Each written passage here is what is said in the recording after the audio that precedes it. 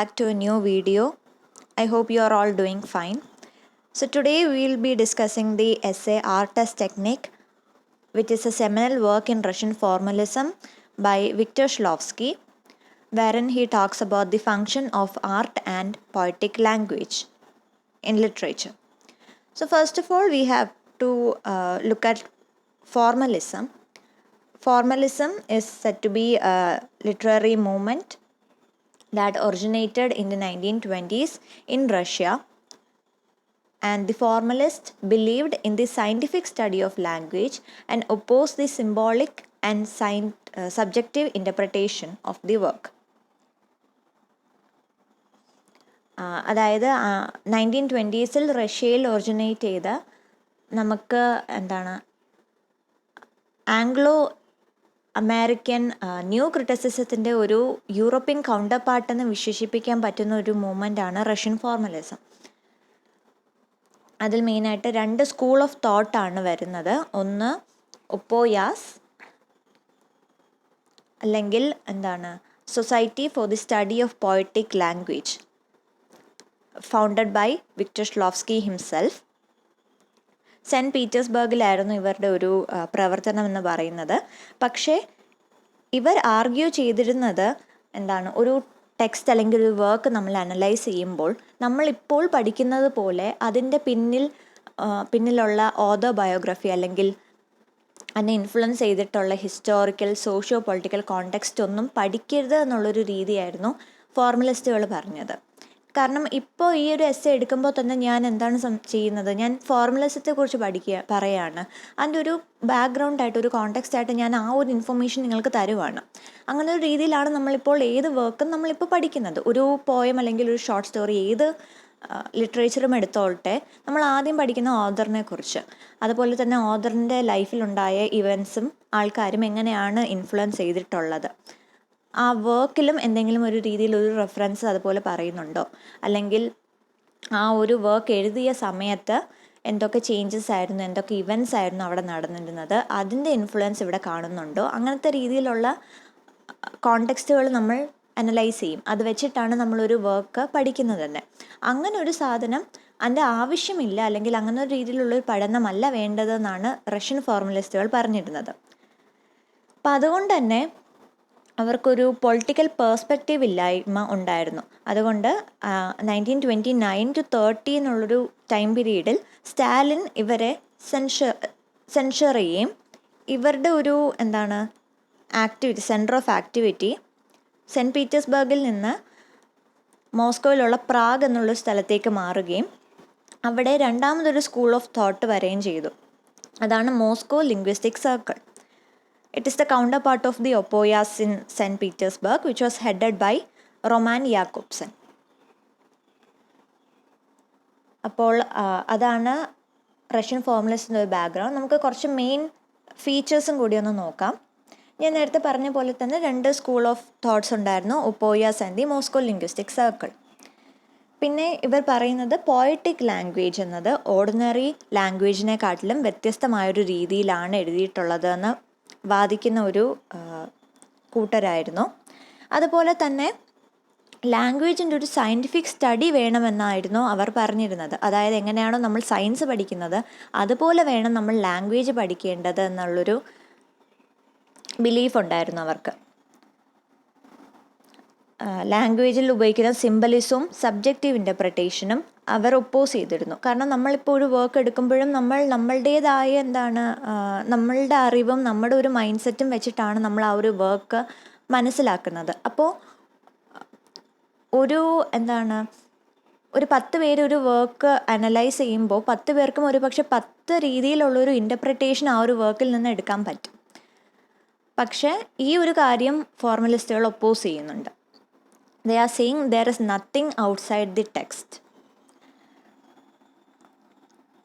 പിന്നെ അവിടെ പറയുന്നത് ആർട്ടും ഓർഡിനറി ലൈഫും തമ്മിലൊരു വ്യത്യാസമുണ്ടെന്നും ആർട്ടിനെ അവർ ഒരുപാട് പ്രേസ് ചെയ്യുന്നുണ്ട്. അതേ ഒരു കാര്യം തന്നെ നമുക്ക് ഈ ഒരു ആർട്ട് ആസ് ടെക്നിക് എന്നുള്ളൊരു എസ്സേയിലും കാണാൻ സാധിക്കും.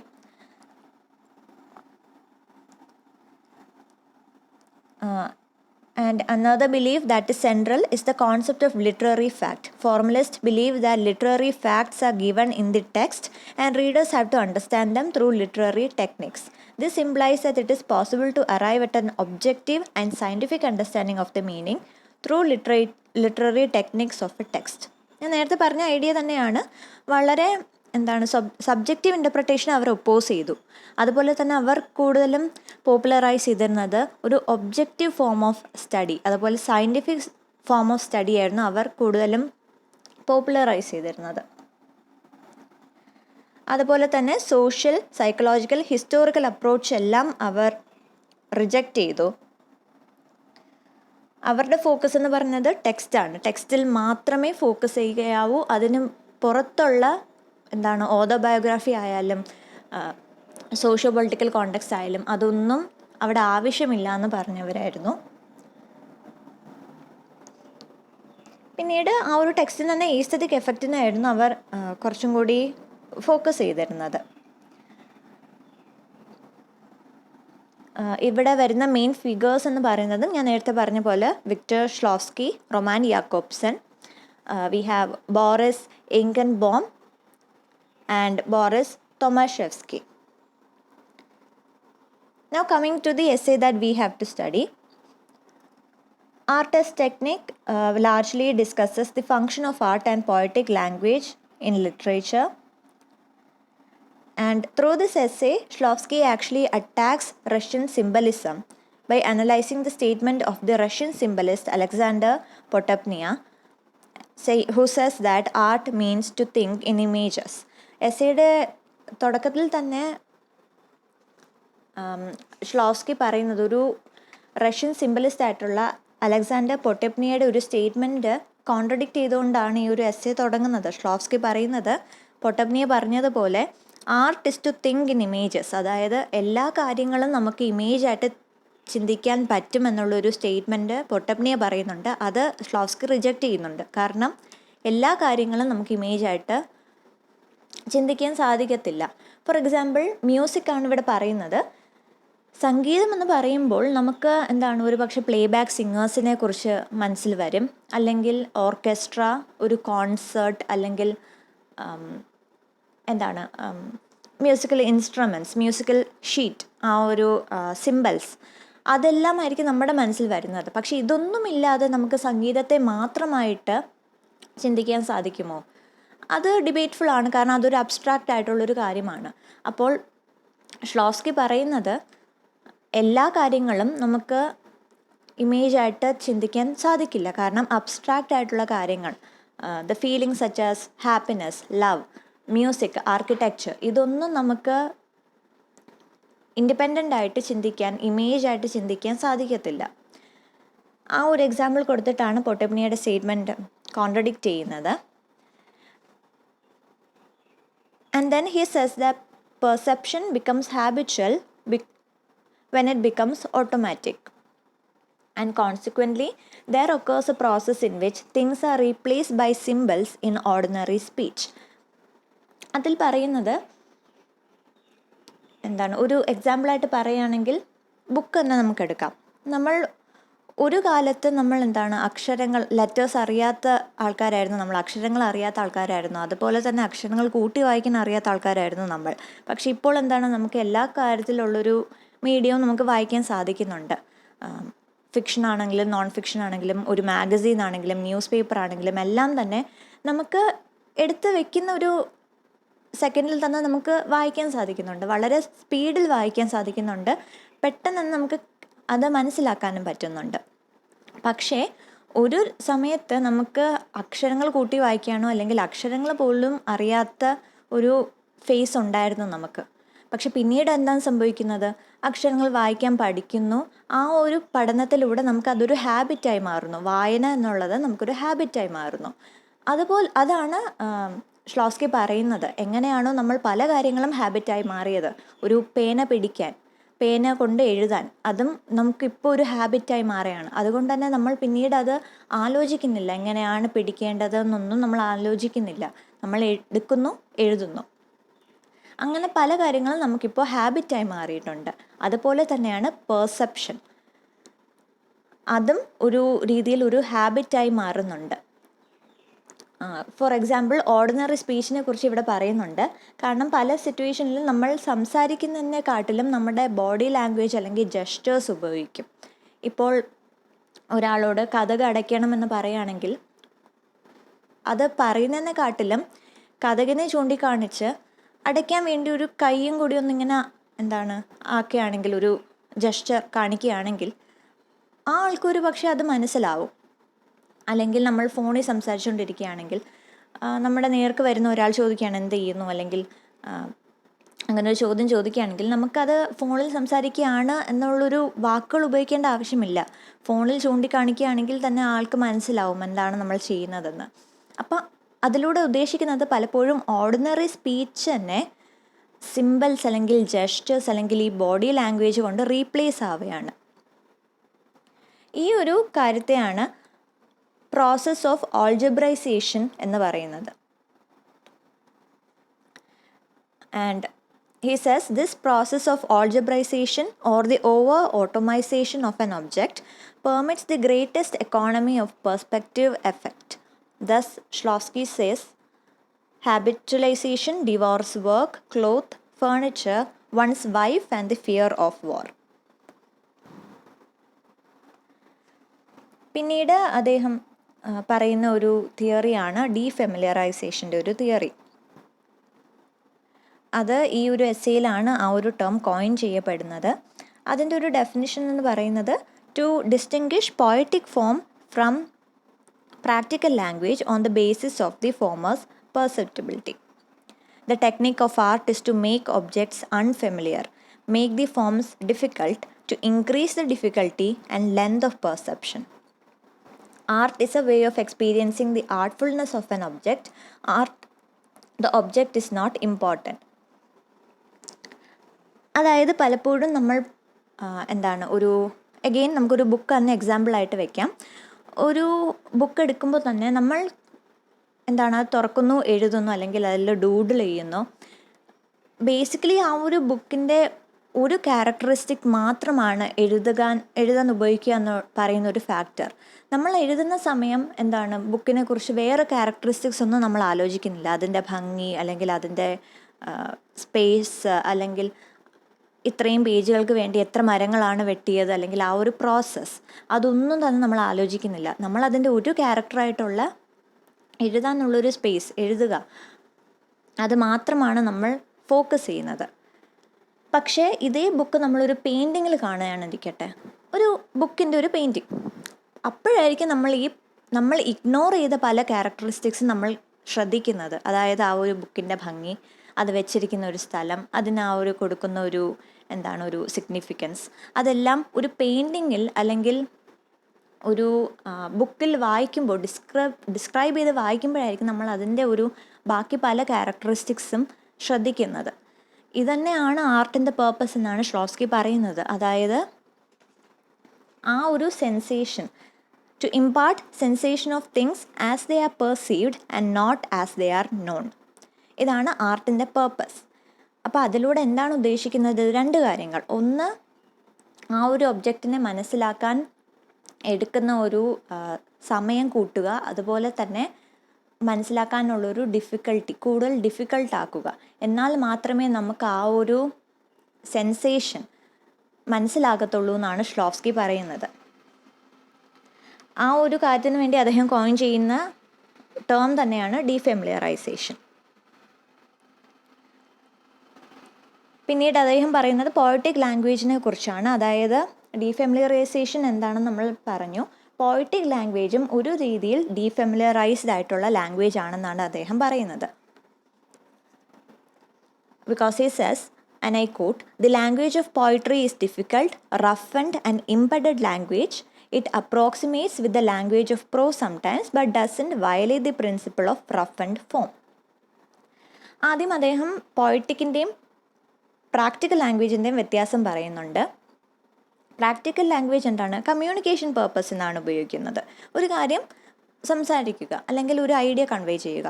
പോയറ്റിക് ലാംഗ്വേജിന് പക്ഷേ ഒരു പ്രാക്ടിക്കൽ പർപ്പസ് അല്ല ഉള്ളത് എന്നാണ് അദ്ദേഹം പറയുന്നത്. പോയറ്റിക് ലാംഗ്വേജിന് എന്താണുള്ളത്? ഒരു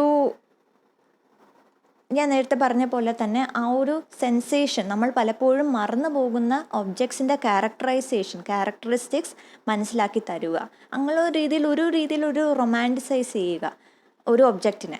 അതാണ് പോയറ്റിക് ലാംഗ്വേജിൻ്റെ മെയിൻ പേർപ്പസ് എന്ന് പറയുന്നത്. ഒരു കമ്മ്യൂണിക്കേഷനെക്കാട്ടിലും നമുക്ക് ആ ഒരു ടോപ്പിക് എന്താണോ അത് ഡിസ്ക്രൈബ് ചെയ്യുന്നത്, ആ ഒരു ടോപ്പിക്കിൻ്റെ നമ്മൾ മറന്നു പോകുന്ന കാര്യങ്ങൾ. ഒരു എക്സാമ്പിളായിട്ട് ഞാൻ പറയാം, നേച്ചർ, ഡാഫോഡിൽസ്, വേർഡ്സ്വർത്തിൻ്റെ ഡാഫോഡിൽസ്. നമ്മൾ സാധാരണ ഡാഫോഡിൽസ് കാണുമ്പോൾ പോലും അത് ഒന്നെങ്കിൽ അത് അഡ്മയർ ചെയ്യുന്നവരുണ്ട്, അല്ലെങ്കിൽ അത് അപ്പം തന്നെ പറിച്ചെടുത്തുകൊണ്ട് പോകുന്നവരുണ്ട്, അങ്ങനെയുള്ള രീതിയിൽ. പക്ഷെ എത്ര പേര് അത് അഡ്മയർ ചെയ്യുന്നു എന്നുള്ള ഡൗട്ടാണ്. കാരണം നമ്മുടെ മനസ്സിൽ അപ്പോഴും നമ്മൾ പോകാനിരിക്കുന്ന സ്ഥലം, അല്ലെങ്കിൽ കണ്ടുമുട്ടേണ്ട ആൾക്കാർ, അല്ലെങ്കിൽ ഇതിന് മുമ്പ് സംഭവിച്ച കാര്യങ്ങൾ, നമ്മളെപ്പോഴും പാസ്റ്റിൽ അല്ലെങ്കിൽ ഫ്യൂച്ചറിലാണ് ജീവിക്കുന്നത്. അപ്പം അങ്ങനത്തെ കാര്യങ്ങൾ മനസ്സിൽ കിടക്കുന്നതുകൊണ്ട് നമ്മൾ പലപ്പോഴും ഒരു ഡാഫോഡിൽ കാണുമ്പോൾ പോലും അതിൻ്റെ ഭംഗി നമ്മൾ ആസ്വദിക്കാറില്ല, അതിന് വേണ്ടി സമയം ചെലവഴിക്കാറില്ല. പക്ഷെ വേർഡ്സ്വർത്തിൻ്റെ ആ ഒരു പോയം, ഡാഫോഡിൽസിൻ്റെ പോയം എടുത്ത് നോക്കൂ.